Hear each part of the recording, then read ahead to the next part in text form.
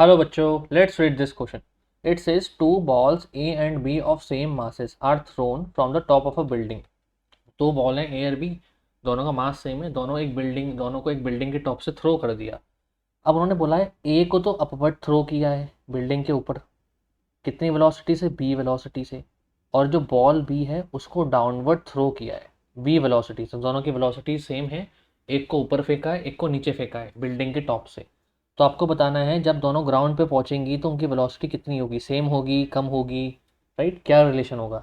देखो गाइस, सबसे पहले देखो कि एक बिल्डिंग के टॉप से आपने दो बॉल को थ्रो कर दिया. ठीक है, एक बॉल है ए, उसको ऊपर थ्रो किया है वी वेलोसिटी से.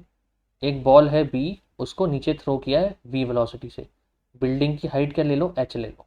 ठीक है गाइस, अब ध्यान से सुनो मेरी बात. अपवर्ड डायरेक्शन को नेगेटिव ले लो. ठीक है, तो डाउनवर्ड डायरेक्शन पॉजिटिव हो जाएगी, उल्टा भी ले सकते हो, आपकी चॉइस है. ठीक है गाइस, अब दोनों का मोशन अंडर ग्रेविटी है तो दोनों का एक्सेलरेशन जी होगा. ठीक है ना. तो एक्सेलरेशन, वेलोसिटी, डिस्प्लेसमेंट तीनों वेक्टर क्वांटिटी है, इसलिए मैंने पॉजिटिव नेगेटिव लिया है. तो सबसे पहले हम बात करेंगे फॉर बॉल ए. सपोज करो ग्राउंड पर पहुंचने पे ए की वेलोसिटी कितनी है, वी ए है. So by third equation of motion, motion की हम थर्ड इक्वेशन यूज करेंगे. थर्ड इक्वेशन क्या कहती है, v square equals to u square plus two a s. ठीक है जी, अब ध्यान से सुनना. वेलोसिटी ए की ले लो, V A.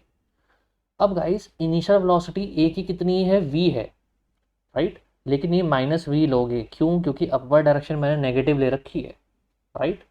Plus two, acceleration नीचे की तरफ है और डाउनवर्ड डायरेक्शन पॉजिटिव है, इसलिए एक्सेलरेशन प्लस का जी लोगे, राइट. अब सुनो, ए की इनिशियल पोजीशन तो बिल्डिंग का टॉप है ना, और फाइनल पोजीशन ए की सपोज यहाँ आके गिरा, तो ए की फाइनल पोजीशन ये हो गई. तो गाइस डिस्प्लेसमेंट कितना हुआ, अगर मैं दोनों ही बॉल की बात करूँ तो दोनों बॉल की जो इनिशियल पोजीशन है वो बिल्डिंग का टॉप है, और दोनों ग्राउंड पर आ गई, तो दोनों बॉल का डिस्प्लेसमेंट कितना हुआ, बिल्डिंग की हाइट एच. और ये कैसा होगा, पॉजिटिव, क्योंकि डाउनवर्ड डायरेक्शन है ना, इन डिस्प्लेसमेंट डाउनवर्ड डायरेक्शन में है तो उसको पॉजिटिव लोगे. आई बात समझ. तो शॉर्टेस्ट डिस्टेंस होता है, तो ये हो गया एच, राइट गाइस. तो यहाँ से वी ए का स्क्वायर ये आ गया. तो गाइस यहाँ से वी ए का स्क्वायर कितना आ जाएगा, v square plus two g h. ठीक है, ये तो हमारे पास आ गई ए की वेलोसिटी. अब ऐसे ही हम बी की निकाल सकते हैं. बी की हो जाएगी वी बी का स्क्वायर इक्वल्स टू, अब बी की वेलोसिटी जो इनिशियल थी वो नीचे की तरफ है ना, नीचे थ्रो किया है, तो बी की वेलोसिटी इनिशियल पॉजिटिव ही लेनी है. बहुत ध्यान से चलना है, वेक्टर क्वांटिटी है. प्लस बी का एक्सेलरेशन भी नीचे की तरफ है और बी का डिस्प्लेसमेंट भी.